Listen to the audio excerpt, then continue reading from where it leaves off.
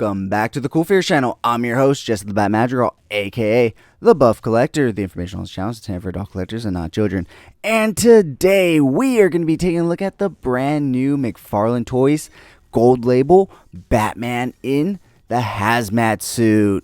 But first, if you're new, then welcome. This channel is all about cool action figures, analyzing them, hunting them, taking pics of them, and of course, playing with them. If that's your sort of thing, why don't you go ahead and hit that subscribe button, and while you're at it, go ahead and hit that bell notification icon so you stay notified when I do upload new videos. And if you do enjoy this video or any other content that I put out, please remember to give them a thumbs up. It is free and easy for you to do, and it really helps the channel grow. With all that out of the way, guys, once again, we're going to be taking a look at the McFarlane Toys Gold Label Batman Hazmat suit. So what exactly makes this a gold label figure? Well, there are actually two things that distinguish this as a gold label Batman versus the standard release, because there is a standard Hazmat Batsuit release.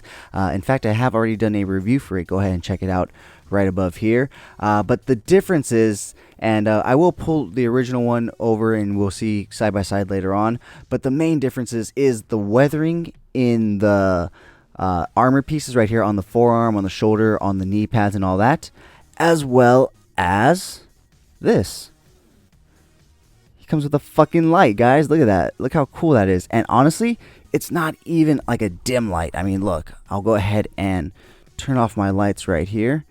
You'll go ahead and see. Look how bright that thing is. It is surprisingly bright for an action figure. Usually they come with really dim lights, but this guy comes with a very, very bright one. So let's go ahead and turn everything back on, as we can see here.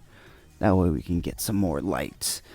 So yeah, let's go ahead and turn this light off because I don't want the batteries to run out. So it does run on watch batteries, so that shouldn't be an issue, but you never know, guys.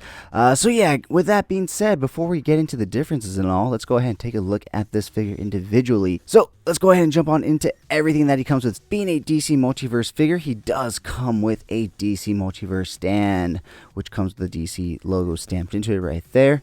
Now, he does come with a basic trading card, as all McFarlane DC Multiverse figures do. However, I happen to have forgotten his inside, and the garage is already closed. My family's asleep, so I'm not going to run back inside and make a bunch of noise just to get a trading card. But it is the same exact one in terms of the bio and everything as the standard Hazmat Batsuit release. So if you really want to find out what's on that card, go ahead and check out that review where I do show you guys the card because I had it on hand. So yeah, that's basically it. He doesn't come with anything else. Thankfully, though, he does come with a right-handed fisted hand. At least this Batman has one fisted hand. Honestly, since he comes with no accessories to hold, it would have just been best to give him two. But instead, you do get a C grip hand on the opposite hand on the left side. So yeah, you know, especially with it being a gold label, and it feels like he should have, you know, included a little bit more. Maybe an extra hand or two, you know. That's just me, though, you know. It seems like the gold label offerings are very, very similar to the standard. It's just very slight tweaks and variation that are really bringing, you know, that gold into it, you know, more to say about the coloring. So I guess there is one other thing that's different between this Batman versus the standard release, and that is the gold in his belt. This one has a little bit more. It's a little more shiny. So yeah, guys, talking about that, before we even pull him forward and get into articulation, why don't I go ahead and pull this guy out and put him side by side next to this Batman. And as you can see, there are a few differences. I'm trying to get him to stand so that way I can let him go, but it seems like he's wanting to. Alright, he's finally wanting to stay. So as you can see, there are a few slight differences, but the main differences being the colors in the armor on the arms and on the knees right there, the paint on the belts, this one being brown, that one being gold, and of course the light up chest. However, this one has the same chest piece. So the chest pieces are identical, and the only difference is that this one lights up, this one does not. So I do prefer the gold label. I have to admit that light up feature is amazing, and the added weathering to the armor pieces just makes this figure that much better. So enough with this guy. We've seen this guy before. Like I said, his review is up. I've plugged it multiple times in this review, and I've actually posted it up in the corner multiple times of this review. So definitely go ahead and check that out if you want to see the standard version. And once again, like I said, if you want to see what's on the back of his card. But with that being said, why don't we go ahead and pull him forward so we can take a nice closer look. So I'm not going to spend too much time on this, as we did take a nice closer look at the original release, and like I said, this is the same essentially figure, but just different paint in terms of the armor on the arms and on the legs. So the back does look a bit different in terms of the tank, because that's where you put the batteries in. So obviously you're going to have some differences. As you can see, let me go ahead and pull him back. As you can see, the differences in the tanks. This one's also matted paint, while this one has a shiny coat of paint.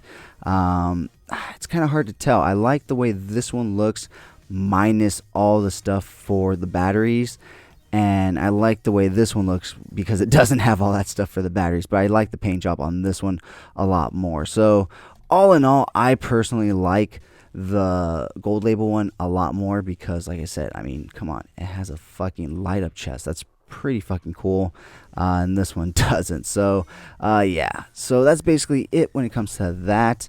So yeah, guys, that's pretty much it in terms of a closer look. So let's go ahead and move on into articulation, and he can look all the way to the right, all the way to the left, despite having these hoses connected to his helmet. They do give you enough play so that way you can turn his head side to side.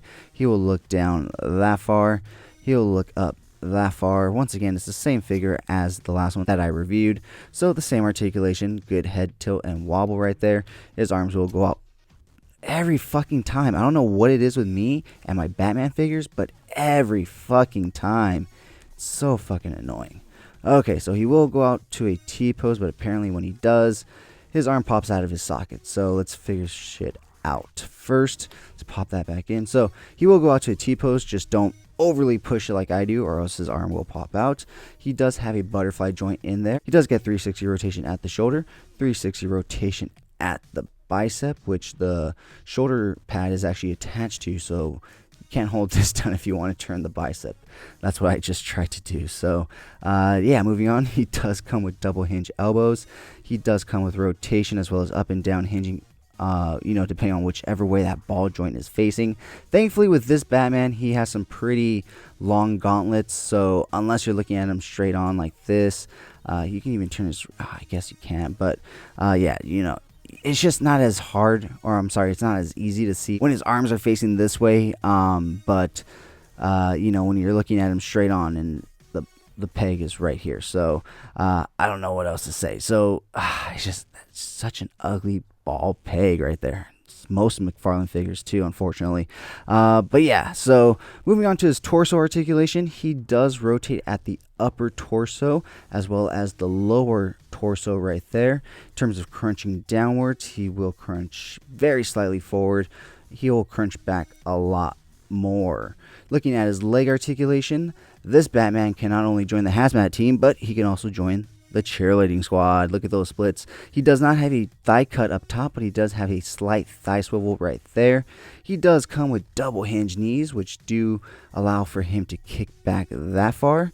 And last, oh, well, actually it's not last because it's a McFarlane figure, but taking a look at his ankles, they'll go down that far. They'll go up that far with a ball rocker hinge joint. And now, last but not least, toe articulation right there. So all in all, like I said, this is a really cool version of Batman. I was super happy to get the standard one, especially as I waited for this version. And this version definitely did not disappoint. I absolutely love this figure, and I know you guys have been hearing me talk some mad shit on McFarlane Toys recently, but honestly, this one has to be one of their better releases. No QC issues. I mean, you saw the arm pop out, but that was basically me because I was pushing it past where it can really go. But other than that, you know, compared to some recent buys that I got from McFarlane Toys, no real issues to speak about. So really happy. Like I said, I was super surprised at how bright the light is in the chest. You know, usually toys don't come with the brightest lights, but seems like he stuck an LED in there. So really cool, really awesome. So with that being said, guys, join me every Sunday morning for Coffee and Toys, a weekly toy news, toy talk podcast where we will go over all the latest and great toy news, reveals, pre-orders, and so much more. And join me every Wednesday over on Instagram at CoolFigurez for Coffee and Toys Live, where I will speak to a new guest every week about toys, toy collecting, toy photography, and so much more. With that being said, let's go ahead and take a look at some really cool pics I took of this guy. And if you did enjoy this video, please remember to give it a like, share, comment, and subscribe. And as always, come back tomorrow. Same bat channel, same bat time.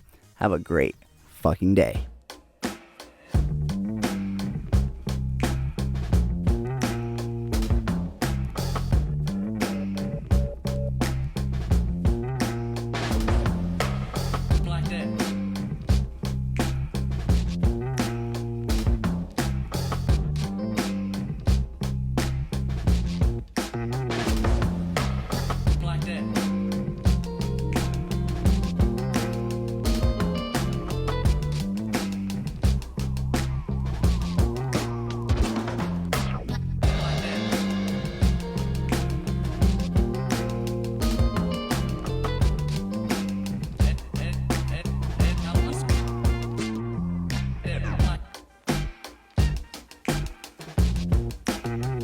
Thank you so much for sticking to the end of this video. If you enjoyed those pics, you can find the full images over on Instagram at CoolFigurez. And I do have a separate Instagram account for my more thought out, planned out, more edited pics called Epic Shots by CoolFigurez. Check it out if you like what you see. Leave me a follow there as well. And if you guys want to see the unboxing of any figures I do reviews on for this channel, go ahead and check me out over on TikTok at CoolFigurez. That's where I post all my unboxings. And join me every Sunday morning for Coffee and Toys, a weekly toy news, toy talk podcast where we will go over all the latest and great toy news, reveals, pre-orders, and so much more. If you did enjoy this video, please remember to give it a thumbs up. It really helps the channel grow. If you haven't already, please hit that subscribe button. But whether or not you're a subscriber, thank you so much for taking time out of your busy day to listen to me talk about toys. I really appreciate it. As always, I'm your host, Jess the Bat Madrigal, aka the Buff Collector. And I'll talk to you guys in the next video. Thank you so much to this channel sponsor, VRare Store. Check them out for all your Funko Pop, anime, Pokemon card, and toy print needs. And of course, use code CoolFigurez at checkout for 10% off your order. VRare Store, check them out, guys.